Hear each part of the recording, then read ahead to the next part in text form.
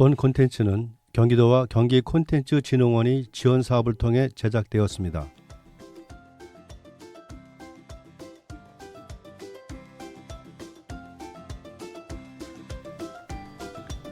다름을 나눕니다. 별별수원입니다.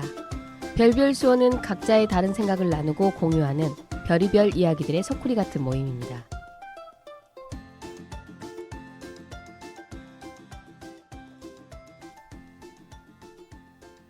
제9화 금곡동 노새골입니다.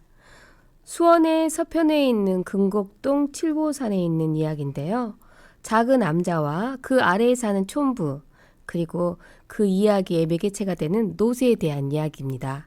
지금부터 별별수원의 조윤규 쌤 모시고 다시 이야기 나눠보도록 하겠습니다. 안녕하세요. 예, 안녕하세요. 네, 금곡동 하면 금곡동 칠보산 하면 우리 많은 사람들이 등산로로 그렇죠. 예, 짧게 갈 수 있는 곳이죠. 그렇죠. 네, 그곳에 이렇게 또 재미난 설화가 있다는 걸 또 몰랐습니다. 저는.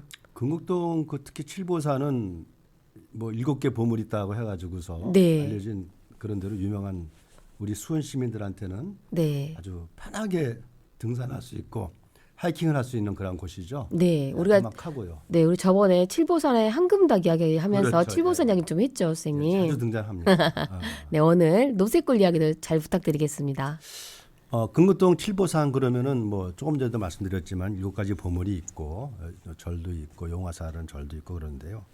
지금은 전 뭐 아파트가 많이 들어서면서 그 능선까지 올라가는 한 20분이면 올라가요. 그렇죠. 그리고 저 아래 그 화성과 이어진 접경까지 종주를 해도 한 40분 정도 네. 아주 편안하게 주민들이 하이킹할 수 있는 코스입니다.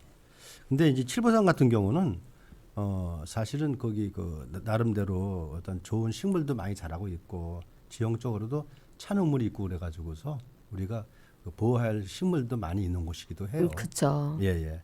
근데 이제 그 칠보산에 보면은 그 대부분 다 화강암 지질로 이루어졌다고 그럽니다. 네. 그러니까 이제 보금보라는 화강암 지질로 이루어졌는데 이 토질이 침식에 약하고 물 빠짐이 좋아가지고 바로 비가 오게 되면 바로 물이 아래로 스며들어가지고 그러다 보니까 산에는 물의 양이 적죠. 빠지니까. 근데 그 물이 고여서 내려가는 그 아래는 평야에는 물이 많죠. 네. 수렁 같은 것도 많고 그렇게 되는데 어떻게 보면은 그 당시 그 저수지라든지 수리답이 많지 않을 때에는 가뭄 걱정 없이 농사 지을 수 있는 땅이니까 그땐 좋았어요. 네. 근데 이제 경운기나 이런 기계들이 많이 들어오면서부터는 이제 물 빠지는 노는 지금은 사람들이 기피하죠. 기계가 못 움직이니까. 그렇네요. 뭐 그런 얘기가 있는데요. 일단 칠보산 그 당시 자락에 작은 암자, 뭐 암자라기보다도 뭐 초막과 같은 조그만 그런 운막 형태의 그 절이 있었던 모양입니다. 네. 근데 아시겠지만 조선 시대는 숭유 억불 그래가지고서 불교를 탄압하던 그렇죠. 시대잖아요. 그러다 보니까 뭐 역시 절도 작을 뿐더러 또 그리고 뭐 바위도 많은 산이다 보니까 조그만 밭만 읽어가지고서 짓고 그리고 뭐 그렇게 또 많은 신도가 있는 사람들도 절도 아니니까 아마 나름대로 먹고 살기 힘들지 않았겠는가. 네. 그 스님인가 어떤 그런 분들이. 그래서 근근히 인전 마을 아래로 내려가서 산 아래 마을 가서 탁발을 해가지고서 조금씩 얻어온 곡식으로 인전 끼니를 때우는. 그러니까 공양간이나 이런 쌀독은 항상 비어 있었겠죠. 그랬겠죠. 예, 이제 그래가지고 어지간히 어렵게 힘든 나날을 보냈다고 합니다. 근데 하루는 그 아랫마을 사는 한 부부가 부모님을 위해서 천도제를 지내기 위해서 암자를 찾습니다. 예, 그래서 찾았는데 그 절간에 보니까 공양을 올리기 위해서 둔 글쎄 밥을 보는데 우리가 보통 그 공양미에 올리고 보면은 사발에다가 이렇게 밥을 소복히 싸서 네, 고봉으로 올리는 그렇죠. 거라서. 고봉에 올리죠. 예. 네. 그렇게 생각하고 있는데 이 부부가 부처님 전에 올린 그런 그 이 공양 밥그릇을 보니까 놀란 거예요. 어땠나요? 예, 간신히 숟가락만 꽂아줄 정도로 초라한 공양이죠. 근근히 먹고 살기 힘들었다는 얘기죠. 그래서 일단은 뭐 공양을 마치고 내려온 그 스님한테 이제 합장하고서 인사를 드리는 거죠. 부모님을 위해서 천도제를 지내는데 어떻게 하면 좋겠느냐. 그랬더니 네. 그 스님이 그러는 거죠. 빈자 1등이다는 그런 고사 성언을 쓰면서, 근데 이 빈자 1등이란 말이 뭐냐면은 옛날에 부처님이 그러니까 인도 아사세왕 때 초대로 왕궁에서 설법을 하고 밤이 돼가지고 이제 그 본가 있는 기원정사로 돌아갈 때 왕이 대궐에서 절까지 이르는 길마다 수만 개 불을 밝혀서 그 등을 밝혔다 합니다. 그러니까 공양을 했던 거죠. 네. 근데 한 노파가 자신도 공양을 하고 싶어가지고서 네. 간신히 구걸한 돈으로 등을 하나 사서 공양을 했다고 그래요. 등을 킨 거죠. 우리 네. 이제 초파에 절에 가면 네, 등 하나씩 키잖아요. 돌죠. 네, 맞아요. 근데 새벽이 되어서 보니까 응. 그 많은 그 왕이 폈던 그 불은 다 꺼져 있는데 그 노파가 했다는 그 하나만. 그 절만 그 등만 켜 있다는 거죠. 네. 그래서 그 당시 그거를 빈자 1등이다 해가지고서 그런 표현이 있는데, 그러니까 조금이라도 정성들이 하면 좋지 않겠느냐. 네. 이제 이렇게 이제 그 스님이 부부한테 어떻게 공양하는 것 묻는 것에 대해서 그렇게 답변을 드렸답니다. 그러니까 이제 처음에는 그래도 많이 드려야 될 것 같은데 부부가 그렇게 생각을 했는데 스님이 그냥 정성을 다해서 드려라 그랬더니 조금만 드려도 괜찮을까요? 하고 이제 그 마음을 바꾼 거예요. 네. 근데 사실은 좀 부모를 위한다고 가긴 갔는데 뭐 쌀을 많이 내거나 그런 거에 대해서는 조금 또 이 사람의 마음이 좀 얄팍해요. 생겨가지고서 슬그머니 시주금을 얼마가 내야 되나 하는 거를 이제 고민하게 되는 거예요. 고민을 하고 스님한테 떠본 건데 어. 스님은 그냥 괜찮다. 괜찮다. 딴에는 뭐 많이 내면 괜히 뭐 절에다 헛돈 쓰는 거 아닌가 걱정했는데 그래서 했던 것이 좀 마음에 걸렸죠. 근데 사람들이 참 얄폭해요. 집에 마침 그 노새가 하나 있었어요. 오래된 노새가 있는데 사실은 나이도 먹고 좀 병이 들어가지고 참 말른 말인데 이제 힘도 못 쓰는 그런 거죠. 그거로 고양미 대신 그 말을 드리면 노새를 드리면 어떻겠느냐고 그럽니다. 그러니까 스님이 그래도 괜찮다. 사실은 옆에 있는 부인이 그런 아이디어를 냈는데 아마 부인들이 참 돈이 그 좀 아마 살림에 궁했던 모양입니다. 그래가지고서 이제 그 노새를 스님한테 갖다 시주금이라 하시고 갖다 드리는 거죠. 근데 보니까 뭐 노새는 쇠약한 데다가 뭐 채찍을 맞았는지 상처도 많고 아이고. 그러다 보니까는 좀 사람을 따르려는 기색도 별로 없고 그래서 일단 스님이 받은 노새를 받아가지고는 노새한테 어떻게 해줘야 될지 잘 모르니까 일단 냇가로 데려가서 정성스레 씻기고 또 뭐 그냥 그 엉덩이 상처 난 같은 거에, 데는, 엉덩이 네. 같은 데는 막 똥 같은 게 많이 묻어 있잖아요. 관리를 안 하면. 네네. 그거를 싹 닦아주고 그리고 또 털도 다 빗겨주고 그러다 네네. 보니까는 제법 깔끔하게 된 거죠. 깔끔하고 뭐 말랐지만은 윤기는 별로 없어도 그런대로 볼만한 거예요. 네. 그래놓고 이제 스님이 뭐 말을 경작할 때도 없으니까 그냥 그대로 놔 기르는 거죠. 놔 기르고 풀어 기르니까 노새는 좋은 거예요. 자유롭죠. 예, 우리한테 반려견 시대 네네. 생각하시면 더 좋을 것 같아요. 그러니까 앞마당 마음대로 돌아다니고 풀도 뜯어먹고 네. 그리고 해서 노새는 지나는데 그리고 이제 또 어느 정도 시간이 지난 다음에 그 천도제를 다시 지내기 위해서 나름대로 부부가 또 올라옵니다. 근데 그거 보니까 노새가 건강도 되찾고 윤기도 나고 그런 거예요. 네. 그러니까 그 사랑이죠. 예, 그쵸. 반려에 대한 사랑 두듯이. 그러니까 그 나름대로 마을 사람들은 되게 신기했던 모양입니다. 역시 뭔가 신통하지 않느냐 하는 생각이 있어서 그 사랑이 통해서 있는지 마을 사람들은 고양미도 더 많이 내고 또 그러다 보니까 탁발에 나가서도 풍족해지고 또 보니까 나름대로 노새는 노새대로 또 살려찌고 이렇게 되는 건데 부부가 조금은 저 사실은 보니까 그 배가 좀 아픈 거예요. 욕심이 생기겠죠. 그렇죠. 아유, 네, 내 노샌데 이 네네네. 생각. 새로 또 천도질 지내기 위해서 찾아왔는데 부부의 눈에는 눈에 띄게 달라진 노새의 모습이 들어와 있는 겁니다. 네. 자기가 끌고 왔을 때하고 모습이 너무나 판하게 틀리거든요. 그 왠지 아까운 생각이 드는 거죠. 그랬겠죠. 예, 참 욕심인데 노새가 스님 노새가 참 말끔해지고 건강해졌어요 하고 말을 거니 스님이 여기 두고 가신 뒤로 씻겨주고 고삐 풀어서 돌아다니게 했더니 많이 좋아졌어요. 그게 답이 오갑니다. 근데 이 양반들이 좀 욕심이 나는 거예요. 아, 저 튼튼한 노새를 다시 어떻게 하면 되찾아갈까? 이런 궁리를 하게 됩니다. 어떡해요. 마음이 약박해지는 거죠. 천도제를 지내는 가운데서도 그 마음밖에 생각이 안 나겠죠. 마음속에 그것밖에 없는 거예요. 어떻게 해서 저를 안타깝다. 데리고 가야 되나. 네. 이렇게 되는 거죠. 그래가지고서 나중에 결국은 천도제가 끝난 다음에는 그 부부가 스님한테 저희가 갖고 온 재물은 여기에 놔두고 노새는 다시 가져가겠습니다. 라고 제안을 합니다. 근데 사실 스님 입장에서 보면 어이가 없죠. 어이가 없는데도 그 참선을 하고 수행하시는 분 입장에서는 그 욕심은 또 불필요한 거니까.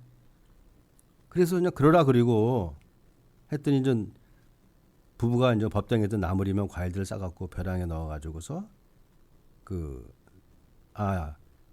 가지고 이제 암자로 돌아갑니다. 그리고 이제 스님은 스님대로 또 그 과일들 이런 거 가지고서 마을 사람한테 나눠주고 그러죠. 네.